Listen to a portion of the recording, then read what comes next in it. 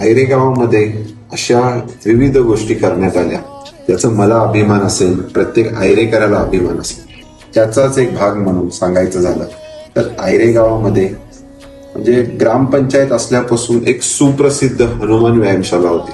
कालांतरानंतर ही हनुमान व्यायामशाला पूर्ण पडित अवस्थेत झाली आणि त्यानंतर महापालिका अस्तित्वात येऊन देखील कधीच इतक्या वर्ष निवडून येणाऱ्या कोणत्याही लोकप्रतिनिधींना वाटलं नाही की आयरे गावाची शान आहे ही हनुमान व्यायामशाला, इथे एक चांगली व्यायामशाला आयरे गावामध्ये असावी.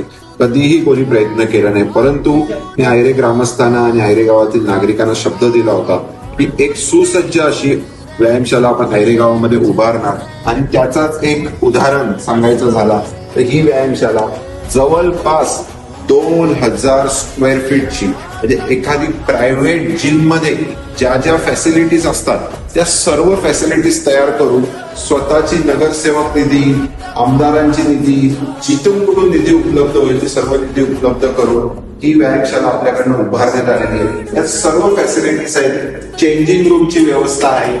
इथे आता भविष्यात काउंटर्स असतील, या गोष्टी करण्यात येणार आहेत. जवळपास 17 ते 18 मशिनरीज आहेत. कार्डिओ सेक्शन सेपरेट केलेलं आहे.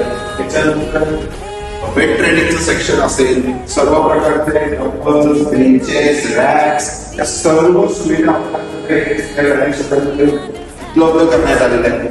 ही व्यायामशाला आयरेकरांसाठी आणि आयरे गावात राहणाऱ्या प्रत्येक व्यक्तीसाठी आपण मोफतमध्ये ठेवणार आहोत. जेणेकरून आज आयरे गावामध्ये प्रायव्हेट जिम देखील नाही, जेणेकरून ज्याला बॉडी बिल्डिंग मध्ये किंवा जिम्नॅस्टिक म्हणून स्वतःची फिटनेस म्हणून ज्याला करायचंय त्याच्यासाठी हे खरोखर उपयोगाचं आहे.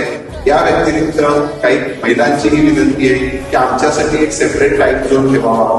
त्यामुळे दुपारचा आपण 2-3 तास महिलांसाठी देखील व्यायामशाला उपलब्ध ठेवणार आहोत. अशी सुसज्ज व्यायामशाला आयरेकरांच्या सेवेमध्ये सुरू करण्यात आलेली आहे आणि आयरेकर याचा चांगल्या पद्धतीने लाभ घेत आहेत.